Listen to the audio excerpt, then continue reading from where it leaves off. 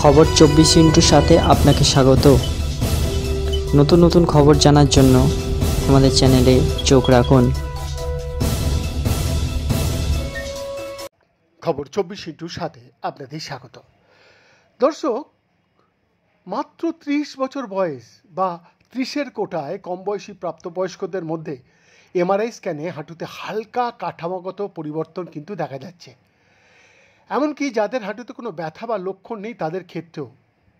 এ ব্যাপারে ওলু বিশ্ববিদ্যালয়ের একটা নতুন গবেষণায় গবেষকরা 33 বছর বয়সীদের মধ্যে অর্ধেকেরও বেশি লোকের মধ্যে প্রাথমিক জয়েন্টের ক্ষতির লক্ষণ আবিষ্কার করেছেন।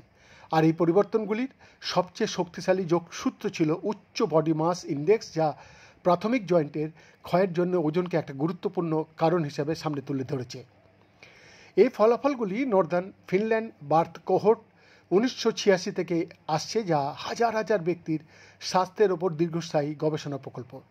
আর এই গবেষণার অংশে 297 জন অংশগ্রহণকারীর বিস্তারিত স্বাস্থ্য মূল্যায়নে তারা অংশ নিয়েছিলেন।